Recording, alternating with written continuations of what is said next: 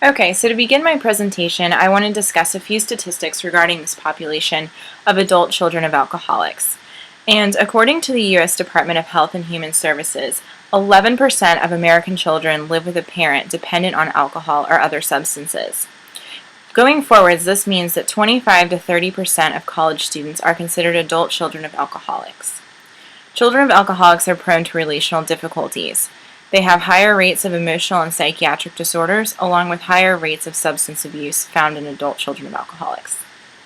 Adult children of alcoholics often experience lifetime depression diagnoses. So now I'm going to move on and talk about attachment styles. In a study conducted by Brennan, Shaver, and Toby, they indicated that college students with alcoholic parents scored higher on avoidant and anxious ambivalent attachment styles. Alcoholic parents often respond to their children with a lack of empathy, they allow their children to function in parental roles, and will often make threats of abandonment. These childhood issues often leave adult children of alcoholics to deal with a plethora of interpersonal problems. Egualbali et al. Conducted a study where they found that women raised by alcoholic parents scored highest on angry withdrawal and separation protest. These women indicated decreased support from attachment figures and viewed their attachment figure as unavailable. This data indicates that these women possessed an anxious resistant attachment style. Negative and depressed mood. About 37% of adult children of alcoholics have lifetime depression.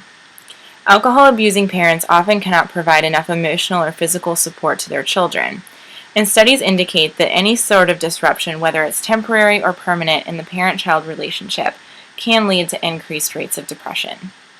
Children raised in environments where parents are warm and emotionally available are better able to cope with negative emotions, whereas children raised in environments lacking warmth and emotional availability are less able to cope, which subsequently can lead to later depression. And if we look at the environments that these children of alcoholics are raised in, they often do lack the warmth and emotional availability from their parent, so it should really come as no surprise to us that they are put at greater risk of depression. Additionally, maternal alcohol use appears to have a greater effect on parent-child relationships, specifically when considering female children. And this is because mothers have a greater responsibility for their child's care. They simply seem to spend more time with their children than do the father figure.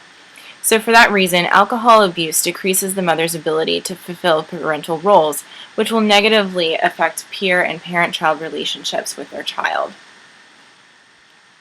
Alcohol and drug use among college adult children of alcoholics. According to the Core Institute, in a study they conducted in 2005, episodic drinking, which is considered consuming 5 or more drinks in one occasion, is an indicator of problem drinking. And typically this heavy drinking or episodic drinking decreases in one's 20s or during the college years. However, earlier age of onset of drinking is found to lead to a continuation of problem drinking. And interestingly, unlike in the last slide where I indicated that maternal drinking leads to greater risk of negative mood or depression, paternal drinking leads to greater risk of substance abuse among teens. And adult children of alcoholics report greater alcohol use than non-adult children of alcoholics beginning in high school. In a study conducted by Breitman et al., they found that adult children of alcoholics did not differ in frequency of extent of drinking compared to non-adult children of alcoholics. However, adult children of alcoholics did begin drinking at least 1 year earlier than their non-adult children of alcoholic peers. Adult children of alcoholics and non-adult children of alcoholics did not differ in age of onset of drug use. However, 24% of adult children of alcoholics use drugs, whereas only 16% of non-adult children of alcoholics use drugs. These statistics indicate that adult children of alcoholics are more likely to engage in drug use. Adult children of alcoholics with a mother or both parents who abused alcohol have a greater likelihood of alcohol use than do adult children of alcoholic peers who reported only paternal alcohol use or abuse.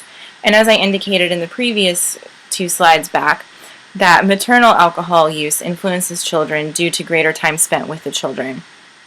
And so as a result, modeling is considered to play a role here. Personality. So in a study conducted by Baker and Stevenson in 1995, they identified several personality issues among this population.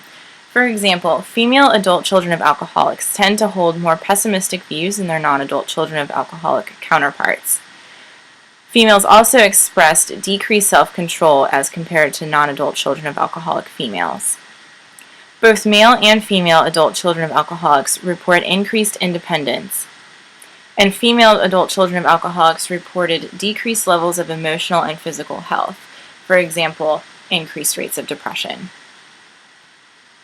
So now I'm going to move on and talk about some treatment modalities. And while Al-Anon is not considered a treatment modality, it is a self-help group which has been proven to be effective in conjunction with individual therapy. And Al-Anon is a 12-step program which is birthed out of the Alcoholics Anonymous program, which aids family members of alcoholics.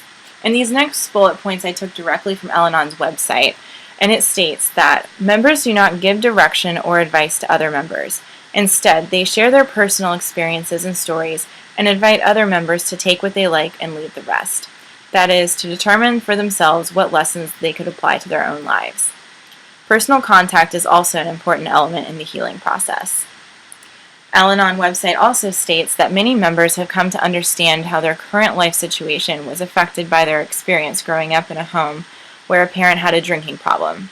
It is not unusual to see intergenerational effects of alcoholism, where grandparents, parents, and children are all affected by a family member's drinking, or several family members drinking. And like Alcoholics Anonymous, Al-Anon is guided by 12 steps, which are outlined below. 1. We admitted we were not powerless over alcohol, that our lives had become unmanageable. 2. Came to believe that a power greater than ourselves could restore us to sanity. 3. Made a decision to turn our will and our lives over to the care of God as we understood Him. 4. Made a searching and fearless moral inventory of ourselves. 5. Admitted to God, to ourselves, and to another human being the exact nature of our wrongs. 6. Were entirely ready to have God remove all of these defects of character. 7. Humbly ask Him to remove our shortcomings. 8. Made a list of all persons we had harmed and became willing to make amends to them all. 9. Made direct amends to such people wherever possible, except when to do so would injure them or others. 10. Continued to take personal inventory, and when we were wrong, promptly admitted it. 11. Sought through prayer and meditation to improve our conscious act with God as we understood Him, praying only for knowledge of His will for us and power to carry that out. 12. Having had a spiritual awakening as a result of these steps, we tried to carry this message to others and to practice these principles in all our affairs. So now I'm going to look at an actual treatment modality, such as Adlerian group therapy. And this comes from the research of Delaney, Phillips, and Chandler. And they conducted this Adlerian group therapy for this population. And their goal for this was to have group members explore, clarify, understand, and confront basic mistaken beliefs, goals, and behaviors that they held. Group members were also challenged to review childhood experiences that they encountered with their families and determine any roles that they filled during childhood, such as we previously talked about, like filling a parental role for younger siblings, or possibly just having too much responsibility placed on them for their age. And then they were asked to look at how they might still function in these roles as an adult. And when they eventually identified their faulty logic and behavioral patterns, the clients would then engage in creating new beliefs and goals which would ultimately facilitate a lifestyle change for them. And while I've only outlined this specific treatment modality, there are certainly other types of treatment that could be used with this population. I believe that a lot of it just stems from the counselor and their background and what treatment they use, and then also what the client is comfortable with as well. So those two aspects will certainly guide therapy. But I really liked this Adlerian group therapy because it really got to the core issues of this population, of identifying their mistaken beliefs and behaviors that stem from being raised in an alcoholic home. So in conclusion, this last slide is my reference list that I used for this presentation.